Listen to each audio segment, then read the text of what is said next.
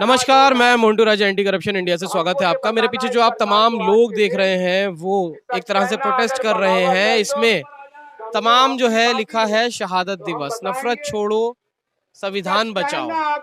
इस तरह की जो चीजें हैं वो लिख रहे हैं। अब ये क्यों कहा जा रहा है? क्या संविधान सुरक्षित नहीं है? क्या जो लोग हैं वो सुरक्षित नहीं है? क्या देश के अंदर नफरत बहुत बढ़ गई है? इन तमाम सवालों को ये प्रोटेस्ट जो है वो खड़ा कर रहा है। अब जो लोग हैं उनसे हम बात करते हैं कि इस जो प्रदर्शन हो रहा है वो क्या समझते हैं, क्या सोचते हैं। आइए बात करते हैं। क्या नाम है आपका? ये जो आज आप धरना दे रहे हैं, क्या है इसके पीछे का कारण? ये धरना नहीं है, मेरा नाम अशोक यादव है। पहले तो मैं आपको बता दूं, ये एक पद यात्रा है जो 75 दिनों से चली थी यात्रा, और इस यात्रा का नाम था नफरत छोड़ो संविधान बचाओ। तो ये जो आज जो हमारे सबसे ज़्यादा हमारे जो संविधान के साथ तोड़ मरोड़ की जा रही है, उसको बचाने के लिए ये एक यात्रा थी, नफरत छोड़ो संविधान बचाओ।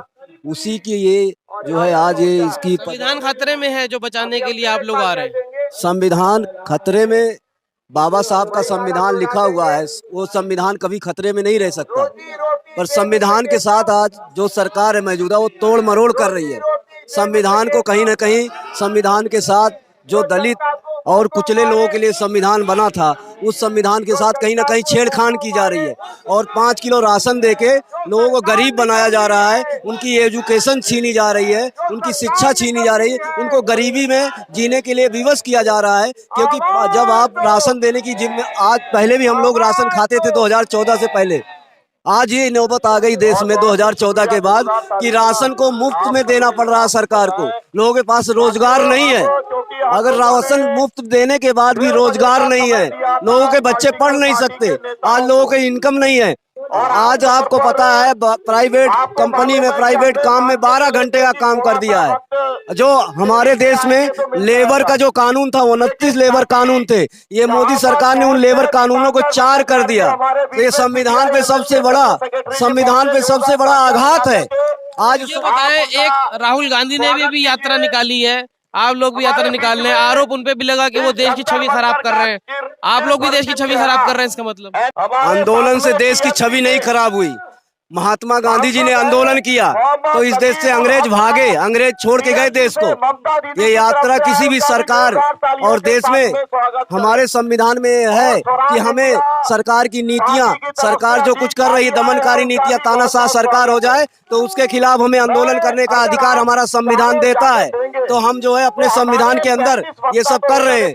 और भारत जोड़ो यात्रा जो आप बात कर रहे हो, संविधान ये नफरत छोड़ो संविधान बचाओ यात्रा और भारत जोड़ो यात्रा का आपने जिक्र किया, इन दोनों यात्राओं से भाईचारा कायम हो रहा है। कहीं भी ये देश को तोड़ने की यात्रा नहीं है। सरकार तो यही कह रही है कि बदनामी कर रहे हो। सरकार डरी हुई है। सरकार इस यात्रा से, दोनों यात्राओं से डरी थी, क्योंकि सरकार ने कहा 24 दिसंबर को कि देश में कोरोना आ रहा है, और जब देखा कि लोग नहीं मानेंगे, यात्रा करेंगे, तो कोरोना गायब हो गया। और जब मोदी जी को रैली करनी होती है, मोदी जी को गुजरात में रैली करनी होती है, मोदी जी को रैली करनी होती है, तो कोरोना नहीं होता है। वहाँ लाखों लोग पैसे से लाए जाते हैं उनकी रैली में और उनके नारे लगाते हैं मोदी मोदी, तब कहाँ चला जाता है, तब संविधान खतरे में। बेरोजगार कह रहे हो, कहाँ है बेरोजगारी? सरकार कह रही है आंकड़े गलत है जो आ रहे हैं। बेरोजगारी सरकार कह रही है वो सर्वे गलत है। बेरोजगारी, आप चले जाओ लेबर चौक पे जाओ, वहां पर देखो लोग, कितने लोग सुबह से शाम तक खड़े रहते हैं रोजगार के लिए।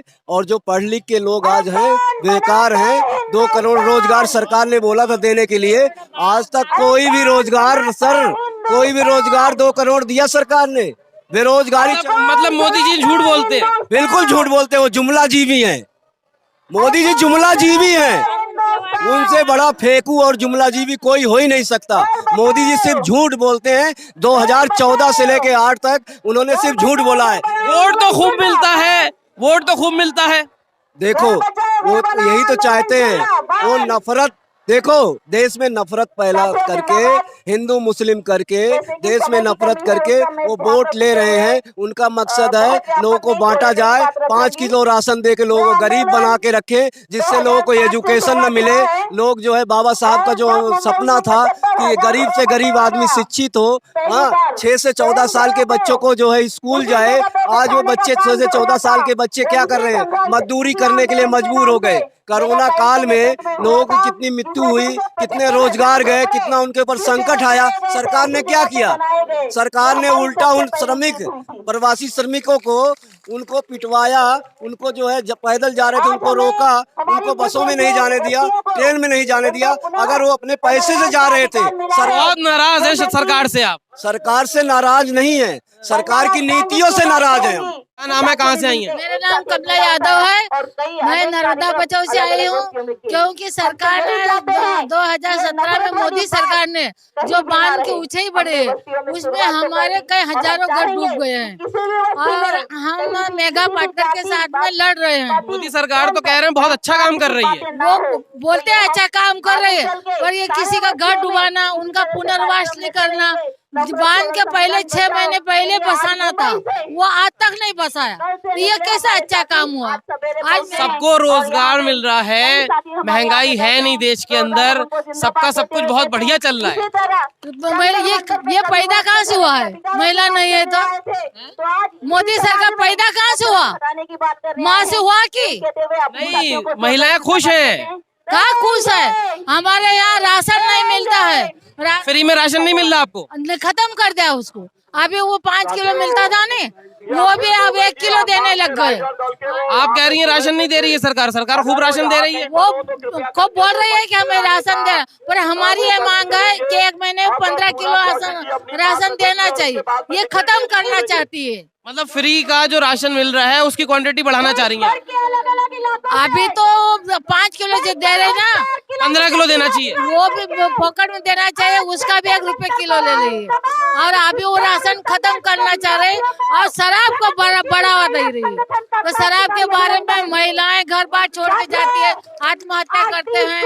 किसान को जो अडानी अंबानी है, विजय माल्या है, उनका 68,000 करोड़ रुपया माफ किया। तो ये किसान तो भूमि पुत्र है, रात दिन काम कर, उनका कर्जा क्यों नहीं माफ करती है? उनका भी कर्जा माफ करना चाहिए।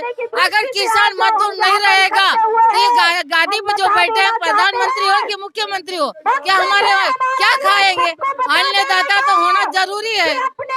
तो किसान का कर्जा माफ करना चाहिए और उनके जो मतलब जो आप कह रहे हैं कर्जा माफ होता है वो बड़े बड़े लोगों का होता है, छोटे लोगों का नहीं होता। हाँ वही हमारा, तो हम चाहते हैं किसान मजदूर जो भी है उनका कर्जा माफ करना चाहिए। ये बड़े बड़े पूंजीपतियों का माफ करती है। बिजली बिल 1 महीना में 1,000-2,000 आता है छोटी छोटी झोपड़ियों में, वो बिजली बिल भी 20-22 का जो है वो भी वापस लेना चाहिए। सब्सक्राइब करें हमारे YouTube चैनल को और बने रहें हमारे साथ।